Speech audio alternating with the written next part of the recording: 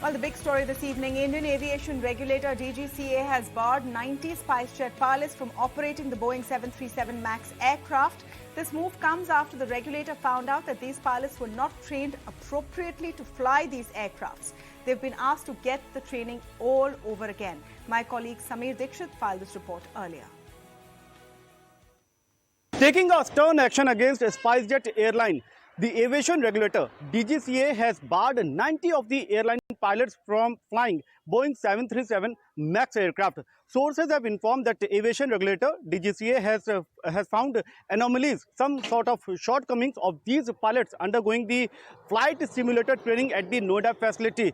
Sources have also informed that now these 90 pilots of the Spicejet airline has to once ago undergo the flight simulator training program and have to reach to the satisfactory level of the aviation regulator. And now the Spicejet airline has also confirmed the development, but yes, Spicejet has said that though these 90 pilots, they have to undergo the flight simulator training once again, but yes, this will not affect the entire operation of the airline. Spicejet has said that out of 650 pilots, those who are capable of flying, those who are fit for flying Boeing 737 MAX aircraft, now they have got 560 pilots, but yes, this is not going to hamper or put any sort of negative impact in the airline operations. We all know that this Boeing 737 MAX aircraft was in the news recently when one of the aircraft of China Eastern Airlines, it met with a mishap, with an accident, and post which the aviation regulator DGCA has put the entire fleet of Boeing aircraft, the MAX aircraft,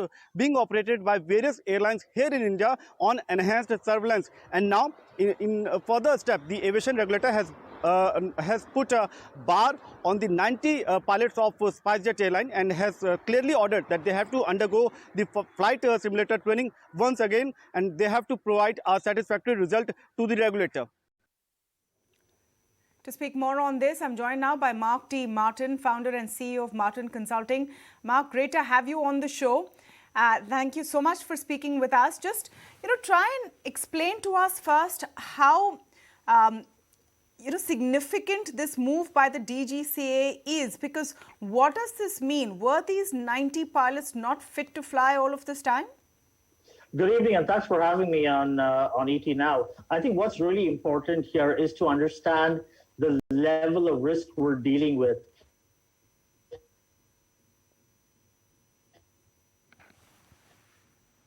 The 737 MAX were made familiar with the MCAS as well as dealing with what you call a runaway stab crib. Okay, so it was a standard operating procedure, and it was mandatory for all airlines across the world, including Spicejet, to bring that training if you wanted to bring the 737 MAX into revenue service. I think outstanding oversight and brilliant surveillance by the Indian DGCA, possibly for the first time, that they've actually picked this up and they've raised it to the point that they've grounded these pilots. The bigger concern I have here, Tamana, is centered on the kind of risk exposure we've seen as a result of these pilots not being trained on the MAX with the new procedures of the new SOP. How many flights have they done? And if they were rostered, how many passengers did they put at risk whilst flying untrained? These are questions that the DGCA now needs to get up and ask Spicejet. And in my view, a full-blown investigation should be conducted because we cannot afford to have any incident with any aircraft. Let's not forget, India has had a 737-800 incident in Kozhikode, the Air India Express crash. Most recently, we're dealing with China and China Eastern. And a lot of what's being spoken about in the safety community is that China Eastern could also be very similar to what happened with Lion Air as well as Ethiopian Airlines. Not verified, but it is a concern and by the DGCA. So, Mark, as I understand it, this particular simulation training facility in Noida, which is under the scanner, has been outsourced, right? It's an independent contractor which undertakes these pilot trainings. And is that where one of the loopholes is? Who are these contractors? I think the bigger issue here is the airline is responsible for all training that is imparted in outsourced, insourced, or foreign simulation facilities. The airline decides the curriculum. The airline decides what the crew has to be trained on. So what's happened clearly is that the airline has not got these pilots to do that training. So the responsibility lies with the airline. The simulator facility in Noida, whether it's CAE or the same facility in Bangalore, they're just simulators. The instructors usually go from the airline and you just pay for the simulator, the time on the simulator. But what's trained to the pilot or during the simulator session is what the airline decides. So everything comes back, all roads lead back to the airline. The airline should have made sure that the pilots were trained with the right and the new syllabus. And to be honest and to be fair on Spicejet, they were bringing back the 737 MAXs from long-term storage. They were very eager to get it back post the second wave lockdown, right? So, this lapse is way too big to be ignored.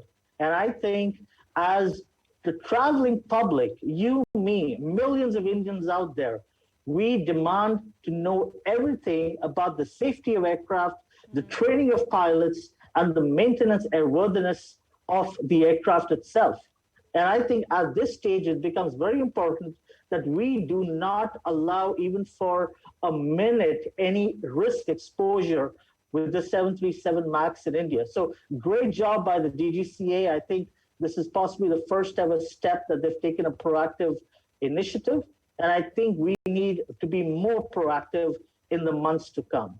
So, Mark, once again, to the basic questions and the viewers who are watching, to the untrained eye, it may seem like a bit of bureaucracy. What exactly were these lapses? It's not as if these pilots did not know how to fly the aircraft. So can you give us a clearer sense of what the risks would have been in this case? If you did have 90 pilots potentially flying civilian passengers, what would they have been seen as a risk?